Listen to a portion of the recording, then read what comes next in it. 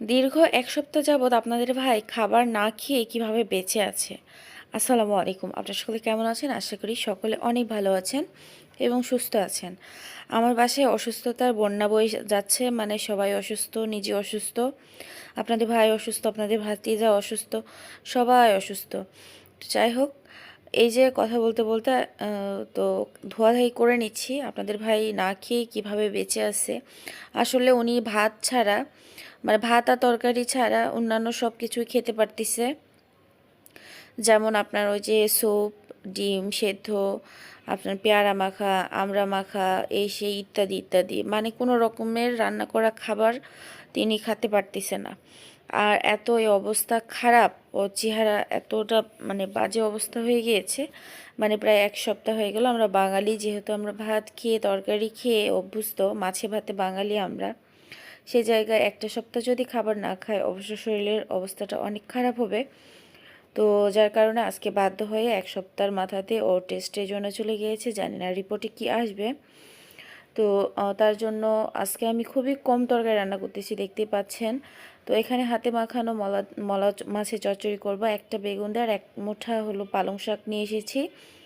তো এটা ভাবলাম যে ও খেতে পারবে, তো এই জন্য আমি চচ্চড়িটা আগে মাখিয়ে রান্নাটা ওই সাইডে বসিয়ে দেওয়ার পর এখন গাজর আর সিমের একটা ভাজি বানাবো। তো যার কারণে প্যানটি গরম হয়ে আসলে তেল, আস্ত জিরা, তারপরে তেজপাতা, তারপরে পেঁয়াজ কাঁচামরিচ দিয়ে ভালোভাবে ব্রাউন কালার করে ভেজে নিচ্ছি।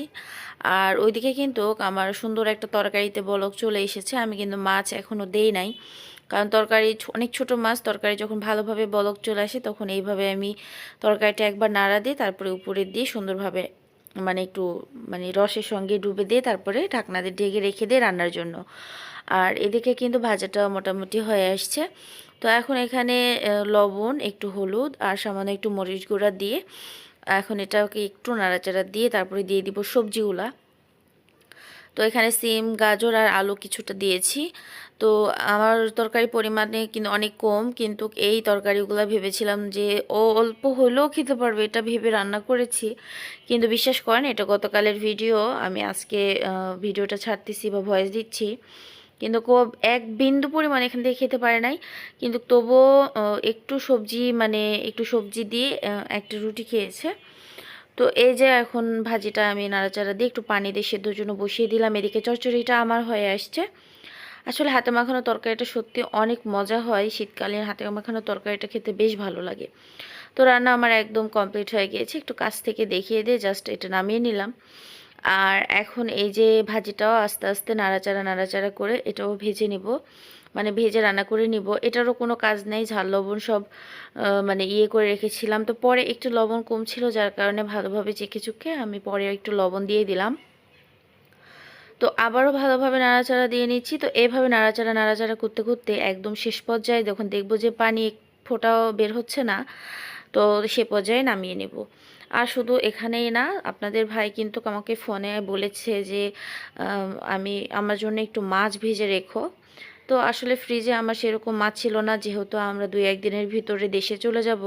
তো ফ্রিজে মাছ রেখে কি করব, দেখা যায় যে মানে নষ্ট হয়ে যাবে, বা যেগুলো আছে সেগুলো ৩-৪ দিন। আর ছেলে মানুষের বাসায় থাকলে ওরা তো মাছ টাছ কিছু রাঁধতে চাই না, ওরা দেখা যায় যে ওই শুধু ডিম, খিচুড়ি এগুলো। আর আমি তো একটু রান্না করে দিয়েই যাব, যখন বাড়িতে যাব বাড়ি থেকে কিছু রান্না করে পাঠিয়ে দিব।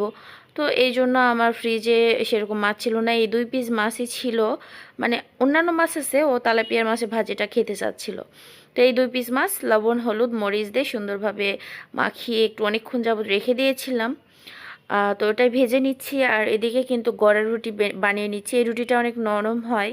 আর রাতে বা যে কোনো টাইমে ঝামেলা যদি মনে হয়, আপনাদের মন মানসিকতা ভালো যদি না লাগে, রুটি বানানোর ঝামেলা যদি না করতে চান, তো এইভাবে লবণ আর পানি দিয়ে সুন্দরভাবে একটু ব্যাটারটি গুলে তারপরে হলো রুটিগুলো ভেজে নিতে পারেন।